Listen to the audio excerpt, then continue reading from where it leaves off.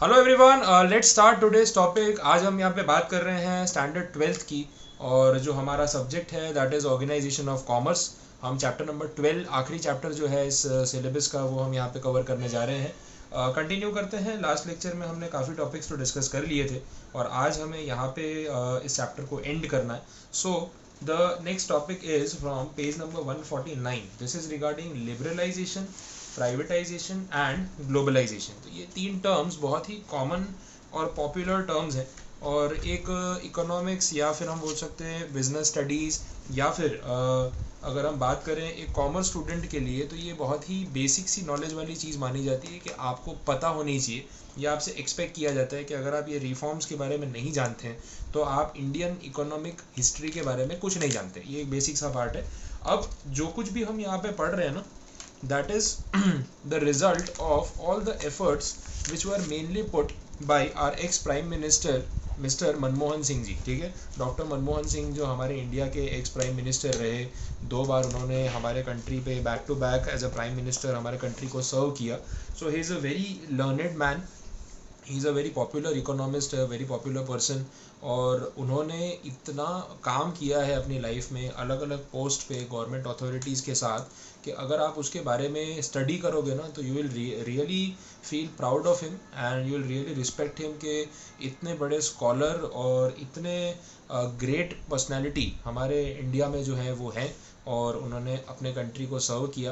And आज आप जो कुछ भी प्रोग्रेस और ग्रोथ देख रहे हो ना, ये कहीं ना कहीं उनके दिमाग का इफ़ेक्ट है और उनकी मेहनत है, जिस वजह से आपको आज ये इम्पैक्ट देखने को मिल रहा है कि भाई इकोनॉमी और इंडिया इतना सुपर पावर होता जा रहा है और हम वर्ल्ड में इतना कॉम्पीट कर पा रहे हैं, कंपनीज इंडिया में आके इन्वेस्टमेंट कर रही है। ये सब कुछ जो हुआ है ना कहीं इसमें हमारे ex prime minister doctor Manmohan Singh ji का बहुत बड़ा हाथ है। और I personally respect him very much. मतलब एज अ प्राइम मिनिस्टर लोगों ने उनके बारे में कुछ भी कहा हो, आई थिंक आपको उनके बारे में बोलने से पहले एक बार उनका वर्क प्रोफाइल पढ़ लेना चाहिए। आप सिर्फ उनका वर्क प्रोफाइल पढ़ेंगे ना कि उन्होंने कौन कौन सी पोस्ट पे सर्व किया है, ठीक है, इंडिया को, तो यू विल बी शॉक्ड। और आपको शर्म आ जाएगी कि यार हम कौन होते हैं इनके बारे में कुछ भी बोलने वाले। ठीक है, वो जैसे भी हों, वो बोलते कम हैं, वो ज़्यादा रिजर्व्ड हैं, बहुत पब्लिक स्पीचेस नहीं देते, बड़े बड़े भाषण नहीं देते। तो that does not mean that is a डम पर्सन। ठीक है, तो उन्होंने जो कुछ भी यहाँ पे काम करके दिखाया है उसके बाद उनको कुछ बोलने की ज़रूरत नहीं है। बट प्रॉब्लम ये है ना कि जहाँ मार्केटिंग ज़्यादा होती है ना, वहाँ हम जल्दी बातों में आ जाते हैं, और जहाँ एक्चुअल में कंटेंट होता है, क्योंकि वैसे ही बोलते हैं कि जो इंसान इंटेलिजेंट होता है ना वो बहुत ज़्यादा नहीं बोलता है, वो बहुत अपनी तारीफ नहीं करता है। तो he was that kind of a person, he is that kind of a person. And I personally respect him very much as a person. जो कुछ भी उन्होंने हमारे कंट्री के लिए किया एज अ प्राइम मिनिस्टर, भी जो कुछ वो कर सकते थे अपने लिमिटेशंस में ही डिड। बट कभी कभी जब उनका मजाक उड़ाया जाता है तो ठीक है, it is out of fun, democracy, आप जो चाहे बोलो। लेकिन वो अच्छा नहीं है, एक्चुअली में अच्छा नहीं है। हम कोई नहीं होते ऐसे ग्रेट पर्सन के बारे में कुछ भी मजाक उड़ाने वाले। और ऐसा मजाक उड़ाने से पहले हम शायद अगर उनके 1% भी अचीव कर लेना जितना उन्होंने किया है, फिर हम अगर उनके बारे में कुछ बोले भी तो इट इज़ वैलिड। ठीक है, तो अब ये जो जितने भी टर्म्स आप पढ़ रहे हो, लिबरलाइजेशन, प्राइवेटाइजेशन, ग्लोबलाइजेशन, ये सारी इकोनॉमिक पॉलिसीज़ 1991 में डॉक्टर मनमोहन सिंह ने जो है प्रपोज की, उन्होंने इसको इम्प्लीमेंट करवाया। And he was the one who gave the idea for these policies. Indian economy एक बहुत ही रिस्ट्रिक्टेड और बंधी हुई इकोनॉमी थी, जिस वजह से हमारा कंट्री ग्रो नहीं हो पा रहा था। हाँ, पॉपुलेशन ग्रो हो रही थी लेकिन अपॉर्चुनिटीज़ ग्रो नहीं हो रही थी। सो ही एडवाइज्ड कि अब हमें आगे बढ़ना पड़ेगा। मतलब तब क्या था कि बिजनेस करना है तो यू शुड हैव लाइसेंस, हर चीज़ का लाइसेंस राज बोलते थे, मतलब that the rule of the licence. तो जो ऑफिसर्स थे गवर्नमेंट के और वो लोग लाइसेंसेस आपको इतना ईजीली देते नहीं थे, और बिना लाइसेंस के आप कोई बिजनेस कर नहीं सकते हो। तो इट वाज वेरी डिफ़िकल्ट। मतलब सब लोग सरकारी नौकरियों में ही लगे हुए हैं, सब लोग गवर्नमेंट की परमिशन से या गवर्नमेंट कंपनीज में ही काम कर रहे हैं, तो प्राइवेट सेक्टर जैसा कुछ नहीं था। तो वो सारी पॉलिसीज़ को कन्वर्ट करना और ग्लोबल लेवल पे जो चल रहा है वैसा स्ट्रक्चर इंडिया में इम्प्लीमेंट करना, और ग्लोबल कंपनीज और ग्लोबल कंट्रीज़ के साथ टाई अप्स करना, उनको यहाँ बुलाना, हमें बाहर जाना, ये सब कुछ बहुत ज़रूरी हो गया था। एंड 1991 में जब ये पॉलिसीज़ आई उसी का इफ़ेक्ट है कि अगले 30 इयर्स या अगले 20 इयर्स इंडिया ने भरपूर पैसा कमाया, लोगों ने वेल्थ बनाई, बहुत आगे बढ़े। तो 1990 से लेके आज 2020 तक का जो फेज़ था जिसमें हमने प्रॉपर्टी मार्केट में इतना बूम देखा, आईटी सेक्टर में इतना मतलब हाई राइज देखा, और बहुत सारी चीज़ें हमने एग्रीकल्चर में इतना कुछ अचीव किया, एक्सपोर्ट्स हमारे इतने बढ़े, इम्पोर्ट्स भी बढ़े। तो ये सब इन पॉलिसीज़ का ही नतीजा है प्योरली, ठीक है। तो देखें इन पॉलिसीज़ में एक्चुअली में है क्या। उन्होंने बोला after independence the mixed economic system was accepted, but as the changes were made to suit to varying situations as required, the results were not seen. After July 1991 Indian economy started the process of these three terms. सबसे पहला जो term है directly उस पर चलते हैं, what is liberalisation. यहाँ पे बोला है, मीनिंग समझाया है, the period in between 1947 to 91 was of the environment of control for the trade and industry in India. मतलब हर चीज़ पे एक रिस्ट्रिक्शन और कंट्रोल था। Liberalisation in simple terms is a movement of business and trade from a controlled to an open and free system. तो मतलब पहले जो रिस्ट्रिक्शंस थे ना, हर चीज़ पे कंट्रोल्स थे, बोले अब कोई कंट्रोल की ज़रूरत नहीं है, हर कोई फ्रीली ट्रेड कर सकता है, हर कोई फ्रीली बिजनेस कर सकता है। That was the intention. Till July 91, various types of controls and barriers were imposed, but as a part of new liberalized setup, the Indian government started reducing the intensity of the controls in a phased manner। मतलब थोड़ा थोड़ा करके, एक साथ नहीं। जैसे lockdown open हो रहा है तो फेज्ड मैनर में हो रहा है कि धीरे धीरे करके चीज़ों को ओपन करेंगे, that way. In certain sectors controls have been removed completely और टू अ मैक्सिमम एक्सटेंट, ठीक है। तो हर सेक्टर को टोटली उन्होंने फ्री नहीं भी किया है। जहाँ डिफेंस है, एटॉमिक न्यूक्लियर सेक्टर है, तो ज़रूरी है कि भाई कंट्री की सेफ्टी का सवाल होता है, तो वहाँ पे तो कंट्रोल रखना ही पड़ता है। इफेक्ट्स ऑफ लिबरलाइजेशन, क्या इफेक्ट हुआ लिबरलाइजेशन का। Earlier there was a barrier to foreign direct investment. मतलब इंडियन इंडस्ट्रीज़ में फॉरेन एंटिटीज़ इन्वेस्टमेंट नहीं कर सकती, लेकिन अब ऐसा करना अलाउड है। But now such restrictions have been removed. Its maximum limit which was very low, बहुत थोड़ा सा परसेंटेज इन्वेस्टमेंट अलाउड था, अब उसको बढ़ा दिया गया है। मतलब कैसा होता है, 26%, फिर उसके बाद 49%, 51%, 76%, 100%, ऐसे रेट्स अलाउड होते हैं। मतलब हमारे इंडियन बिजनेस में कितना पैसा फॉरेन एंटिटीज़ इन्वेस्ट कर सकती है, तो उसके परसेंटेज मैंने आपको बताए। तो अब ये परसेंटेज बहुत बढ़ा दिए गए। To attract the foreign investors and businessmen, various economic and non economic incentives and exemptions are being given. मतलब उनको अट्रैक्ट करने के लिए स्कीम्स निकाली जा रही है जिस वजह से उनको फ़ायदा होगा, ठीक है। To attract more foreign investments in the field of share market, the procedure of purchase and sale of shares have been completely made transparent. अभी शेयर्स खरीदना बहुत ईजी हो गया है, ट्रांसपेरेंट हो गया है, ऑनलाइन हो गया है। तो इसमें आप जो है एक तरीके से हम बोल सकते हैं कि डीमैट सेगमेंट का बेनिफिट ले सकते हो, डीमटीरियलाइजेशन, दैट इज कॉल्ड डीमैट, ठीक है। तो उसका पूरा फ़ायदा ले सकते हो, इसकी बात यहाँ पे की है इन्होंने।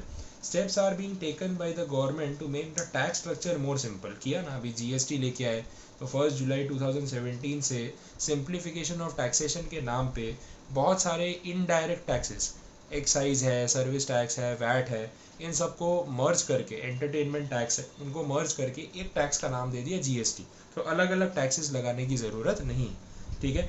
The symbol of Indian currency has been introduced, वो भी हमने देखा, रुपी, आईएनआर इंडियन करेंसी, ठीक है। फिर इसके बाद लाइसेंस राज हटा दिया गया। वो मैंने आपको बताया कि पहले हर चीज़ के लिए, इंडस्ट्रियलाइजेशन के लिए लाइसेंस लेना पड़ता था, बड़े पापड़ बेलने पड़ते थे, बहुत मुश्किल से जान पहचान से मिलता था। अब वो चीज़ ईजी हो गई है। Collected efforts are being made to increase the exports of India. Various incentives are being given to Indian industries to promote exports. Import duties are also being reduced. Import पे भी ड्यूटीज़ को कम किया ताकि imports भी बढ़े country में और goods आएँ, ऑप्शंस आएँ, और जो लोग एक्सपोर्ट करेंगे उनको और ज़्यादा बेनिफिट्स प्रोवाइड करने की भी स्कीम्स निकाली गई, ये भी हुआ। As foreign exchange situation is improving, the Foreign Exchange Management Act is prevalent and the old Foreign Regulation Act has been cancelled। तो पहले फॉरेन एक्सचेंज रेगुलेशन एक्ट था, अब मैनेजमेंट एक्ट हो गया, क्योंकि फॉरेन एक्सचेंज को कंट्रोल करने की ज़रूरत नहीं है, उसको मैनेज करने की ज़रूरत है, ऐसी बात हो रही है। The type of change is the act helps to understand that there are no barriers for the entry of foreign exchange. मतलब फॉरेन से पेमेंट्स आए, यहाँ से हम फॉरेन में पेमेंट करें, ये सब चीज़ों पे अब कोई रिस्ट्रिक्शन नहीं है जैसे पहले हुआ करता था, ठीक है। Next, various changes have been made in monopolies and restrictive trade practices act, MRTP act बोलते हैं इसको। अब इसमें क्या होता है कि जो आप गुड्स के MRP और जो प्राइजेस के बारे में हम बात करते हैं, ठीक है, और मोनोपोली जो बिजनेस में होती है उसके बारे में हम बात करते हैं कि गलत तरीके से अचीव की गई मोनोपोली जो है उसके खिलाफ एक्शन होगा एंड ऑल, वो सब चीज़ें यहाँ पे होती है। At present the RBI has given freedom और to various banks to decide the deposit and lending rate of interest, ये भी कर दिया, ओपन हो गया ना कि बैंक वाले डिसाइड करें कि उनको कितने परसेंट पे लोन देना है और कितने परसेंट पे इंटरेस्ट मतलब FD पे इंटरेस्ट देना है एंड ऑल दैट। इसके बाद imports of goods and services have become easier. Payment of foreign exchange has become simple in recent years, subject to certain terms and conditions.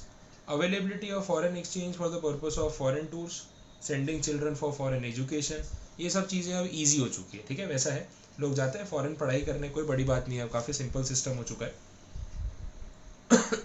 तो सब चीज़ें लिबरल हो गई है, यहाँ पे कंक्लूजन निकल के आता है। फिर प्राइवेटाइजेशन की बात हो रही है, ये कंसेप्ट बड़ा सिंपल सा है। प्राइवेटाइजेशन में ये है कि पहले हर चीज़ जो है वो गवर्नमेंट के हाथ में थी, तो हर कंपनी गवर्नमेंट के ओनरशिप में है, ठीक है, वैसा होता था। लेकिन अब प्राइवेट एंटिटीज़, प्राइवेट प्लेयर्स को भी उन बिजनेसेस में एंटर होने की परमिशन मिल गई। जैसे इंश्योरेंस का सेक्टर, तो पहले इंश्योरेंस करने की अथॉरिटी सिर्फ LIC और GIC को थी और किसी को नहीं, सरकारी कंपनियों को। लेकिन अब आप देखते हो कि 50 इंश्योरेंस कंपनीज हैं जो आपस में कॉम्पीट कर रही हैं, तो ये भी होता है। तो यही यहाँ पे इन्होंने एक्सप्लेन किया कि पहले प्राइवेट नहीं था, सब मतलब सब कुछ गवर्नमेंट के हाथ में था, फिर उन्होंने डिसइन्वेस्टमेंट किया। डिसइन्वेस्टमेंट का मतलब गवर्नमेंट ने काफ़ी सारे बिजनेसों से या तो अपने हाथ खींच लिए या फिर प्राइवेट एंटिटीज़ को जो है अलाउ कर दिया कि भाई वो लोग जो है कॉम्पीट कर सके with the government sector. Telecom में देख लो, पहले सिर्फ BSNL होता था, अब उसके अलावा और 10 कंपनी आ गई और अब BSNL कहीं नज़र ही नहीं आती। तो पब्लिक प्राइवेट कंपटीशन करवाने से भी जो फ़ायदा है वो सर्विसेज का किसको हुआ, पब्लिक को हुआ, ठीक है, लोगों को हुआ, ये बात हो रही है। ये बता रहे हैं कि पब्लिक सेक्टर की कुछ इनएफिशिएंसीज थी, जैसे ब्यूरोक्रेसी। ब्यूरोक्रेसी मतलब ये जो ऑफिसर राज होता है ना, ऑफिसर जो बोलेगा, सरकारी बाबू जो बोलेगा, बाबू बोलते थे, बाबू, सरकारी बाबू, ठीक है। ऑब्सोलीट टेक्नोलॉजी, ऑब्सोलीट मतलब पुरानी, आउटडेटेड। राइजिंग करप्शन, ब्राइबरी, हर चीज़ के लिए रिश्वत दो। अकाउंटेबिलिटी नहीं है, कोई जवाबदारी, कोई जिम्मेदारी लेने को रेडी नहीं है। और लेबर यूनियन का इन्फ्लुएंस बढ़ता जा रहा था, दादागिरी बढ़ती जा रही थी। पॉलिटिकल पार्टीज़ का भी फिर इंटरफियरेंस रहता था, तो वो सब की वजह से प्रॉब्लम्स क्रिएट हो रही थी। प्राइवेटाइजेशन होने से ऐसा है कि सरकार हर चीज़ में इंटरफियर नहीं कर सकती, तो दैट इज़ अ पॉइंट, और ये बहुत इंपॉर्टेंट भी है। नेगेटिव इफेक्ट्स ऑफ प्राइवेटाइजेशन, ठीक है, ये भी बताए। अब जब पॉजिटिव इफेक्ट्स है तो नेगेटिव भी होंगे। एक्सप्लॉयटेशन ऑफ एम्प्लॉयज़ होता है ना प्राइवेट सेक्टर में, फिर गधों की तरह काम कराते हैं, पैसे कम देते हैं पर करना पड़ता है। Miss use of powers bye top management होता ही है। Unequal distribution of income and wealth, हम पहले भी इसके बारे में लास्ट लेक्चर में बात कर रहे थे। जॉब सिक्योरिटी नहीं होती सरकारी जॉब में, तो कैसा है, SBI बैंक में नौकरी लगी, अब जब तक रिटायर नहीं होगे आप बैंक वालों के नहीं, आप सरकार के दामाद हो, ठीक है, आपको एक ट्रीटमेंट जो मिलेगी ना वो अलग लेवल की होगी। लेकिन प्राइवेट में ऐसा नहीं है, काम नहीं किया ठीक से, मेमो दे दिया, वार्निंग दे दी और आप बाहर। तो जॉब सिक्योरिटी तो कभी नहीं होती, काम तो अच्छे से करते रहना पड़ेगा, कंटिन्यूस प्रेशर रहता है। प्रायोरिटी टू प्रॉफिट, हाँ, हमेशा प्राइवेट सेक्टर तो प्रॉफिट को ही प्रेफरेंस देगा, वो तो होने ही वाला है। कंज्यूमर्स का भी कितनी बार एक्सप्लॉयटेशन हो जाता है कि उनको सही चीज़ नहीं दी जाती है, पर अब ऐसा बहुत कम है क्योंकि कंपटीशन में इतनी कंपनीज हैं कि आप अच्छा प्रोडक्ट मत बेचो, कोई आएगा भी नहीं आपके पास, ठीक है। तो ये सब चीज़ें हैं, तो नेगेटिव इम्पैक्ट्स होंगे, लेकिन स्टिल बहुत सारे सेक्टर्स को गवर्नमेंट ने प्राइवेट में कन्वर्ट किया। फिर भी काफ़ी सारे सेक्टर्स में गवर्नमेंट अपना इन्वेस्टमेंट होल्ड करती है, जैसे पेट्रोलियम कंपनीज है और LIC है, या फिर और भी बहुत सारी ऐसी कंपनीज हैं अलग अलग सेक्टर की। तो वहाँ सरकार BSNL है, तो 50% से ज़्यादा, 51% और मोर ओनरशिप अपने हाथ में रखती है, तो सरकारी कंपनी मानी जाती है, गवर्नमेंट कंपनी मानी जाती है। तो ये आपने पढ़ा हुआ है, ठीक है। तो ये दो टर्म्स जो हैं, लिबरलाइजेशन और प्राइवेटाइजेशन, वो हमने समझ लिए। अब इसके बाद तीसरा टर्म बाकी है, that is very important again, and it is called globalisation. तो देख लेते हैं कि ग्लोबलाइजेशन में वो क्या बोलना चाह रहे हैं। चलिए सबसे पहले मीनिंग देख लेते हैं, ग्लोबलाइजेशन क्या बोलना चाह रहा है।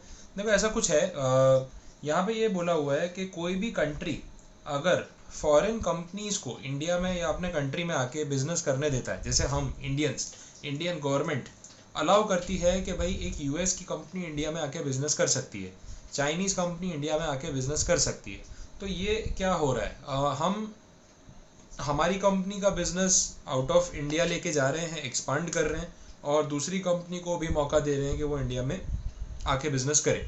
तो इस पॉलिसी को हम बोल रहे हैं globalisation. We are becoming a global country, global nation. और इसी का रिजल्ट है कि आप देख रहे हो कि वर्ल्ड की कितनी पॉपुलर कंपनीज हमारे यहाँ है। देखो, अगर ये ग्लोबलाइजेशन नहीं हुआ होता तो इसका क्या नुकसान होता, कौन कौन से ब्रांड्स आप मिस कर देते इंडिया में, आप वो समझो। सबसे पहला जो ब्रांड आप मिस कर देते दैट इज़ एप्पल। ठीक है, तो एप्पल यूएस की कंपनी है, आईफोन यहाँ नहीं मिलते जिनकी काफ़ी पॉपुलैरिटी और इंडिया में सबसे ज़्यादा डिमांड है। दूसरा, खाने पीने की अगर हम बात करो, क्योंकि हम सूरत वाले लोग तो खाने पीने के बड़े शौकीन हैं और बाहर का खाना ये वो बड़ा एंजॉय करते हैं। तो ना मैकडोनल्ड्स होता, डोमिनोज तो बिल्कुल नहीं होता, पिज़्ज़ा हट नहीं होता, केएफसी नहीं होता, बर्गर किंग नहीं होता, सबवे नहीं होता। बोले सर अब तो फिर वड़ा पाव ही बचा है, कम से कम वो तो खाने दो। ठीक है, तो समझ में आ गई।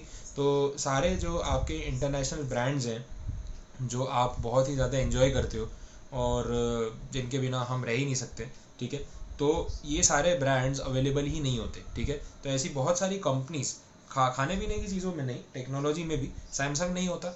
ठीक है, ये भी आप ध्यान रखो, वीवो ओप्पो भी नहीं होता। और कार सेक्टर में आप देखो, ऑटोमोबाइल में तो Hyundai कंपनी नहीं होती। ठीक है, मर्सिडीज़ नहीं होती, BMW ऑडी नहीं होती, फोक्सवैगन नहीं होती, शेवरोले कंपनी जो वैसे तो बंद हो गई लेकिन वो भी नहीं होती। तो ब्रांड्स ही नहीं होते तो क्या खरीदते आप। ठीक है, हाँ, ज़ारा का शोरूम भी नहीं होता। ठीक है, जो जाते हो ना शॉपिंग करने के लिए, शॉपिंग तो क्या वो चेंज रूम में जाते हो, कपड़े बदल बदल के फ़ोटो खींच खींच के डाल देते हो। अब तो पब्लिक भी जानती है कि आपने ख़रीदा कितना है। ठीक है, तो फेक मार्केटिंग करके क्या फ़ायदा, तो ख़रीद के लाओ घर पे और फिर पहनो तो पता भी चलता है। लेकिन आधे लोग जाते हैं एक कपड़ा ख़रीदने, 10 में फ़ोटो खिंचा खिंचा के डाल देते हैं सोशल मीडिया पे, और पब्लिसिटी हो जाती है कि हाँ हम ज़ारा में शॉपिंग करके आए। तो ठीक है ना, ज़ारा में शॉपिंग करके आए तो उसमें आपका तो खर्चा ही हुआ है। ज़ारा का मालिक तो वर्ल्ड का 4th रिचेस्ट पर्सन है, वो किस लिए है वो रीज़न आप समझ ही गए हो। ठीक है, आधे फटे हुए कपड़े अगर 4 गुना रेट में कोई बेच के दिखा सकता है तो उसका वर्ल्ड का नंबर 4th रिचेस्ट पर्सन बनता है। ठीक है, ही शुड बी रिस्पेक्टेड कि वो आपको इतने अच्छे से बेवकूफ़ बना लेता है और आप बन के आ भी जाते हो। ठीक है, चलो, over price products, that is a fact. Meaning, concept, ये हमने देखा। कंसेप्ट वही है जो मैंने आपको बताया कि कंट्रीज़ के डेवलपमेंट के लिए बहुत ज़रूरी है कि ये चीज़ें अलाउ की जाए। आप देख ही रहे हो ना इससे क्या डेवलपमेंट हो रहा है। आज सैमसंग की फैक्ट्री इंडिया में है, आज मर्सिडीज़ की फैक्ट्री इंडिया में है, आज एप्पल इंडिया में मैन्युफैक्चरिंग अभी अभी सेटअप कर रहा है, जो चाइना से उसका टिफ चल रहा है उसकी वजह से, तो शिफ्टिंग हो रहा है। ओप्पो की फैक्ट्री भी इंडिया में मैन्युफैक्चरिंग यूनिट है। Hyundai की गाड़ियों के इंडिया में 4 जगह अलग अलग प्लांट्स बने हुए हैं जहाँ गाड़ियाँ इंडिया में बनती है। तो क्या इससे अपॉर्चुनिटीज़ जनरेट नहीं हो रही है, क्या इससे एम्प्लॉयमेंट जनरेट नहीं हो रहा है? ऑब्वियसली हो रहा है। तो कहीं ना कहीं ऐसे प्राइवेट प्लेयर्स और फॉरेन प्लेयर्स को इंडिया में अलाउ करना पड़ेगा। अब डोमिनोज में इंडिया में जो स्टाफ काम कर रहा है वो क्या वहाँ से यूएस से आता है या यहाँ का लोकल स्टाफ है? तो रेसिपी वहाँ की है लेकिन स्टाफ तो लोकल है ना, फ्रेंचाइज ओनर तो लोकल है ना, इन्वेस्टमेंट्स तो लोकल के है ना। भाई शॉपिंग मॉल बनता है, उसके अंदर इतनी बड़ी जगह खरीदी जाती है, उसमें डोमिनो सेटअप किया जाता है, वहाँ पे 20 जन का स्टाफ रखा जाता है, तो कहीं ना कहीं एम्प्लॉयमेंट तो जनरेट हो ही रही है। तो ऑब्वियसली ग्लोबलाइजेशन में नुकसान कहाँ है, उल्टा फ़ायदा ही है ना।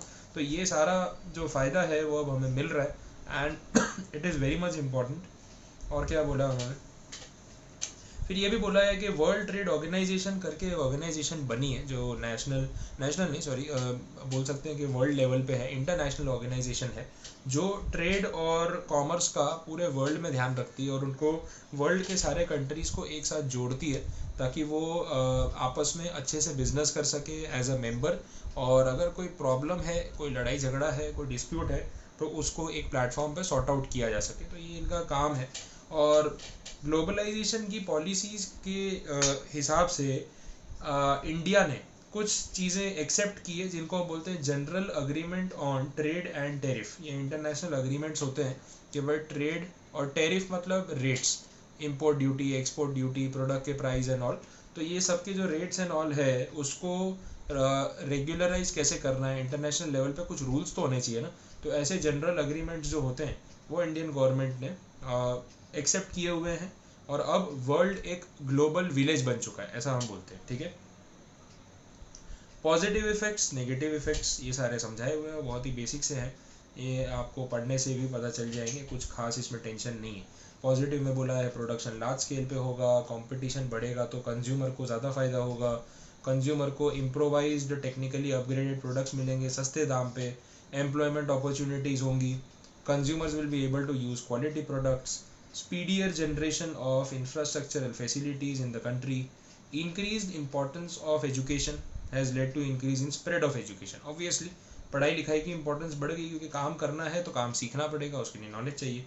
easier to set up new industries, the whole world is becoming a global village, freedom from political bureaucracy and red tapeism, मतलब पॉलिटिकल इंटरफियरेंस जो होता है ना कि भाई, और वो जो बाबू और जो ऑफिसर राज जो बोलते थे, वो सब चीज़ें हट गई है, अब कोई किसी की सुनता नहीं, सब अपना अपना बिजनेस करते हैं। नेगेटिव इम्पैक्ट्स भी बहुत सारे हैं। Arrangement for market setup becomes difficult and costly, competition बढ़ता है तो बिजनेस करना हर किसी के लिए ईजी भी नहीं रहता है। लग्जरी गुड्स की जो प्रोडक्शन है उसमें राइज हुआ है, और जो कॉस्ट ऑफ नेसेसिटीज़ है उसकी बात हो रही है कि भाई नेसेसिटीज़ के बदले लग्जरी गुड्स पे ज़्यादा फोकस किया जा रहा है, और ये एक फैक्ट है। मतलब अब कंपनियां भी जब प्रोडक्ट्स बना रही है ना, तो पैसे वाले लोगों को ध्यान में रख के ज़्यादा बनाती है, और बेचारा जो गरीब इंसान है उसकी कोई सोचता ही नहीं है, तो प्रोडक्ट्स अपने आप महंगे होते जा रहे हैं, वो भी होता अपने आप होता है। New problems arises because of the change in the human mentality, rise in the inequalities of income and wealth distribution, इस पर बात हुई थी। Spread of economic situation of one country और continent to other countries quickly, अभी corona में देख लो, एक कंट्री पे असर पड़ता है तो पूरे वर्ल्ड पे असर पड़ता है, क्योंकि सब कनेक्टेड है, ठीक है। Competition is at the cost of ethical values. Larger units get more profit and small scale units experience difficulty. बड़े businesses तो enjoy करते हैं, लेकिन छोटे businesses जल्दी crash हो जाते हैं, ये भी होता है। When the spread of the education is relatively lesser, अगर education नहीं है तो development slow हो जाती है, और अभी हम ये country में face कर रहे हैं, because education की importance को कम किया जा रहा है, लोग importance दे नहीं रहे, और वो बेवकूफ़ है जो पढ़ाई को importance नहीं देते। मैं fact बता रहा हूँ, आज मैं क्वालिफाइड हूँ ना तो मेरा घर चल रहा है। अगर आप ये सोचोगे कि भाई बिना पढ़ाई लिखाई के, बिना एफर्ट्स के, या कोई भी ऐसी फील्ड जिसमें आप इंटरेस्ट रखते हो उसमें एफर्ट किए बिना ही आप कुछ बन जाओगे, सर्वाइव कर लोगे, तो it is so difficult right now.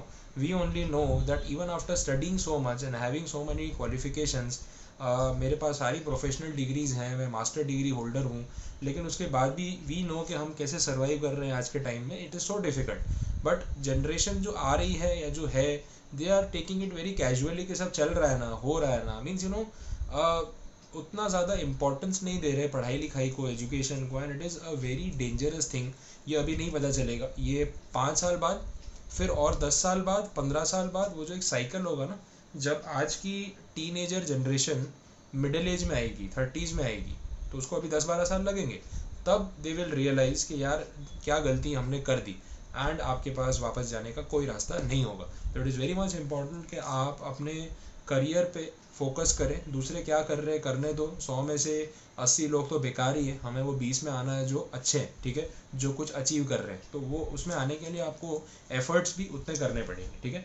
चलो, तो ये सब चीज़ें हैं, तो ऐसे सब पॉइंट्स नेगेटिव इफेक्ट्स में उन्होंने बोले हुए हैं।